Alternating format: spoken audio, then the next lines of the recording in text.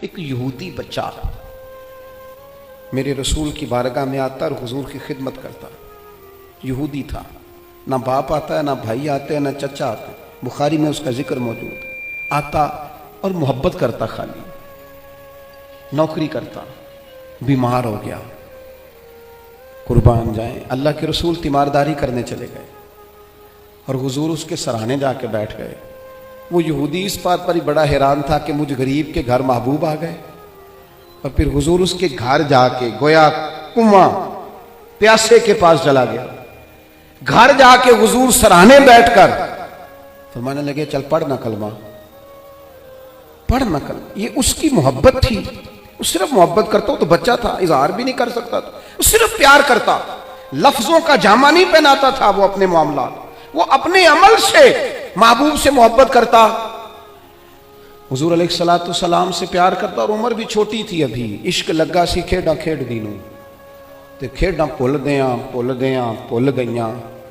کجل پایا سی یار دے ویکھنے نوں، پھر وہ دی یاد وچ روندیاں ہی ڈل گئیاں. حیدر شاہ اس گلی کدے نہ رلدی، پر ہن تے رلدی میں رل گئیاں. محبوب فرمانے لگے کلمہ پڑھ لے. اس نے اپنے باپ کی طرف دیکھا. ابا جی کیا کہتے ہیں؟ تو والد کہنے لگے پتر جیسے کریم فرماتے ہیں ویسے ہی کر لے.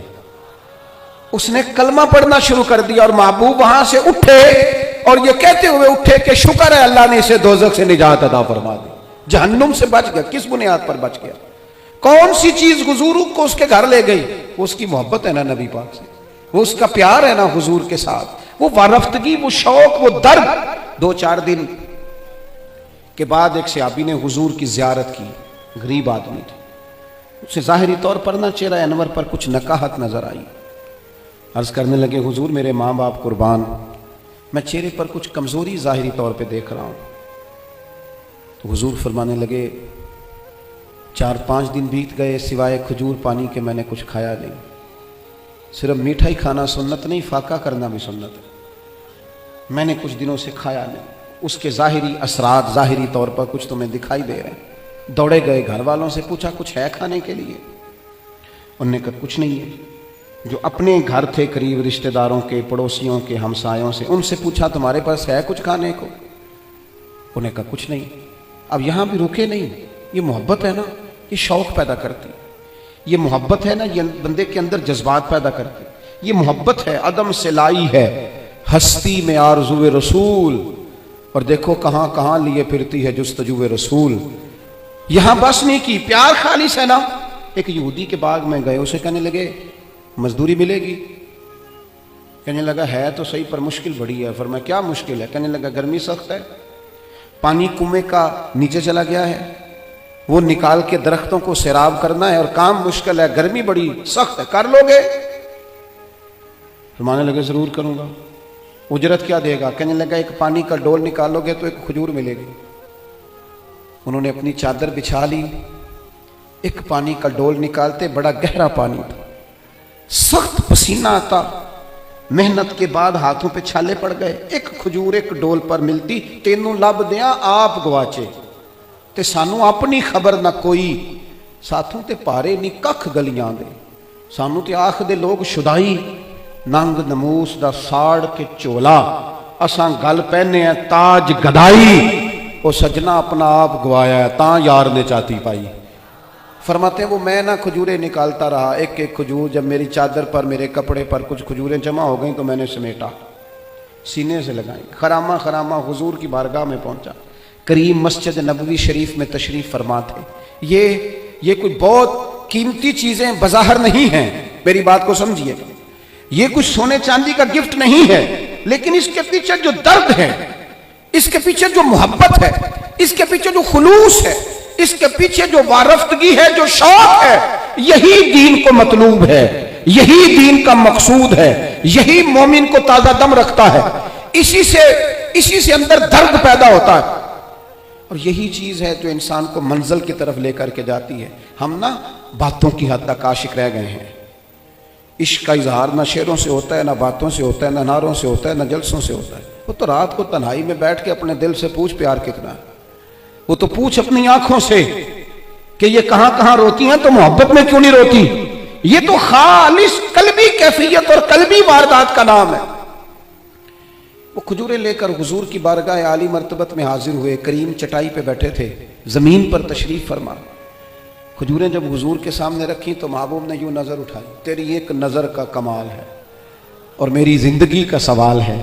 وہ کھجوریں محبوب نے ایک اٹھائی اور کھجور کو پہلے منہ میں رکھا اور پھر ان کے سارے وجود کو پسینے میں شرابور دیکھا، ہاتھوں کے چھالے دیکھے تو حضور فرمانے لگے اتنی گرمی میں اتنی محنت، اس موسم میں اتنی مشقت، اتنا بوجھ، فرمایا کس چیز نے تجھے مجبور کیا یہ کام کرنے پر؟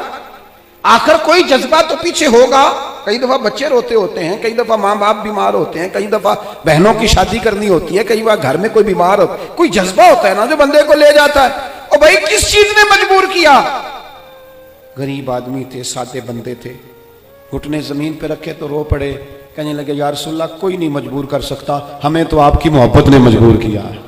یہ محبت ہے جو لے گئی، یہ محبت ہے۔ حضرت عمر بن جموع 4 بیٹے لے کے میدان احد میں آئے تھے، 4 بیٹوں سمیت کل کمائی انسان کی اولاد ہوتی ہے، اور خود ان کی ٹانگ ایک تھوڑی چھوٹی تھی، لنگڑا کے چلتے تھے۔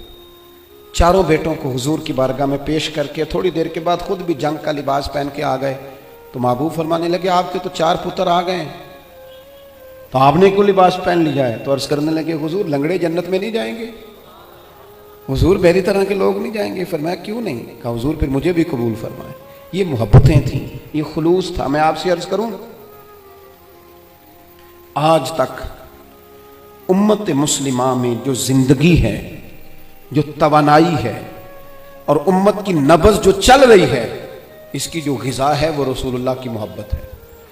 اگر محبت مصطفیٰ کریم نہ ہو، ہم نے ایسے بزرگوں کے تذکرے پڑھے جنہوں نے ایک وقت دن میں روٹی کھائی اور سارا دن رسول اللہ کا دین پڑھایا، ایک وقت کھانا کھایا اور صبح و شام جد و جہد کی۔ کس چیز نے؟ حضور کی محبت نے، نبی پاک کی غلامی نے اس کام لگا دیا۔ آج نا ایک تو میڈیا کا زور، تبصروں کی شدت اور ویڈیو میں الجھے ہوئے لوگ، اور پتہ نہیں کیا کیا دیکھتے، کیا کیا سنتے، کس کس قسم کی چیزوں کو دیکھتے اور دلوں کو سخت کرتے لوگ۔ وہ جو محبت کے سوتے تھے وہ تھوڑے سے کمزور پڑ رہے ہیں۔ ایک تو رات کو نا ہر صورت کچھ درود و سلام پڑھ کے سویا کرو، ہر صورت نا محبوب کی ایک نعت سن کے سویا کرو اپنے دل، اور یہ معاملات تنہائی میں کرو، تنہائی میں اپنے لہجے میں کچھ چیزیں ایسی پیدا کرو۔ آپ خود اپنے آپ کو دیکھو، انسان سب سے بڑا خود گواہ ہوتا ہے کہ میں کہیں سخت تو نہیں ہو گیا، کہیں میرا رویہ تلخ تو نہیں ہو گیا، کہیں کسی مقام پر میں کسی تکبر کا شکار تو نہیں ہو گیا۔ اپنے آپ سے خود بات کریں، اپنے آپ کو ٹٹولیں اپنے آپ۔ حضرت عبداللہ ابن سلام رضی اللہ تعالیٰ عنہ بڑے عالم صحابی ہیں اور صاحب حیثیت تھے، گھر میں بیٹے بھی تھے، غلام بھی تھے، پھر بھی ایک دن لکڑیوں کا گٹھا سر پہ رکھ کے نا گزر رہے تھے رستے سے، تو ایک صحابی نے کہا آپ کے گھر میں بیٹے بھی ہیں، غلام بھی ہیں، تو خود کام کر رہے ہیں؟ فرمانے لگے وہ میرا نفس ذرا بڑا ہو گیا تھا، کہنے لگ گیا تھا تو بڑی شے ہے، میں ذرا اسے نہ صحیح کر رہا ہوں، اس کو تھوڑا سا نا اپنے اوپر خود نہیں۔ اب ڈھونڈتا پھرتا ہوا ہے اقبال اپنے آپ کو، آپ ہی گویا مسافر آپ ہی منزل ہوں میں۔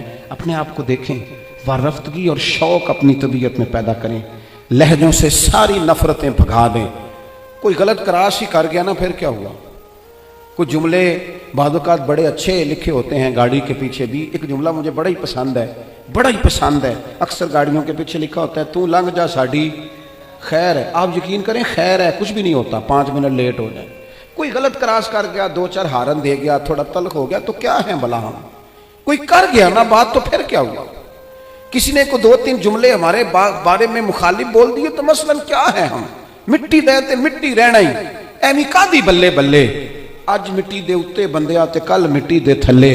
اتنا زیادہ اپنے آپ کو بڑا کر لینا اور خود بخود ہی کر لینا، اور ہر وقت تلخ رہنا، ہر وقت ناراض رہنا۔ اگر کسی وقت کوئی نام بھی سلام لے سکے اور اگر کسی وقت کو پوری توجہ نہ بھی کر سکے تو کیوں کہتے ہو کہ بندہ متکبر ہے؟ یوں کیوں نہیں کہتے کہ کوئی پریشانی ہوگی؟ یوں کیوں نہیں سوچتے کہ اس کی طبیعت خراب ہوگی؟ او بھائی کچھ تو مجبوریاں رہی ہوں گی، یوں ہی کوئی بے وفا نہیں ہوتا۔ کسی جگہ غور کر لو، کہیں کسی شخص کو کوئی تکلیف نہ ہو، لیکن وہ ہم نے نہ تھوڑی تھوڑی باتیں، اب تو نہ ہمیں کوئی بات پتہ چلتی ہے نہ ہمارے پاس کوئی یقینی خبر ہوتی، ہم اپنے گھر میں بیٹھ کر سوچ کر ہی کہ فلاں اس طرح کا ہے، نرا سوچ کے ہی ناراض ہو جاتے ہیں. کوئی ہمارے پاس اس کی دلیل نہیں، کوئی ثبوت نہیں، کوئی پروف نہیں، فلانا بندہ اس طرح کا ہے، سوچ کر ہی ناراض ہو گئے 100%. تو یہ آج کچھ محبت لے کے جانی ہے، کچھ ناراضگیاں چھوڑ دینی ہے، کچھ بندوں کو نہ خود بخود ہی معاف کر دینا، کچھ لوگوں کے بارے میں نہ دل کو ہلکا پھلکا کر کے سونا، کہیں نہ کہیں کوشش کرنی ہے یار آج کے بعد نہ تھوڑا پیچھے بھی سیٹ مل گئی تو ہو جائے گا گزارا. کوشش کرنی ہے کہ یار کوئی حرج نہیں ہے، اگر کوئی بندہ کوئی تلخی کر بھی جائے گا تو کوئی حرج نہیں، ہم نے اپنے لہجے کو گڑبڑ نہیں کرنا. محبتوں کو فروغ دیں، محبتوں کے ساتھ جئیں، محبتوں کو آگے رکھیں. ساری دنیا میدان میں نکلتی ہے جیتنے کے لیے، لیکن کچھ حضرت جنید بغدادی کی طرح میدان میں ہارنے کے لیے بھی اترتے ہیں. وہ کہتے ہیں یار نہیں، اپنوں سے، بزرگوں سے، بڑوں سے، قریبیوں سے، محبت والوں سے کوئی جیتا تو نہیں نہ جاتا، کوئی عرض نہیں، ہم ہار جائیں گے، کوئی فرق نہیں پڑتا. کبھی کبھی میدانوں میں ہارنے کے لیے بھی اترو. اس کی وجہ یہ ہوتی ہے کہ چھوٹے بچے کو نا کئی دفعہ باپ اس کے ساتھ پنجہ لڑاتا ہے نا تو جان بوجھ کے اس لیے ہارتا ہے کہ میرا پتر خوش ہو جائے. تو کبھی کبھی اس لیے بھی ہار جانا چاہیے کہ اپنے ذرا خوش ہو جائیں گے، ذرا ان کے دل کو تسلی ہو جائے گی، ذرا کچھ تھوڑا سا نا ان کی طبیعت میں قرار آ جائے گا. تھوڑا سا محبت کا فروغ کریں، اپنے لہجوں سے نفرتوں کو دور کریں. اللہ کی بارگاہ میں دعا کرتا ہوں اللہ تعالیٰ اس حاضری کو قبولیت کا درجہ عطا فرمائے.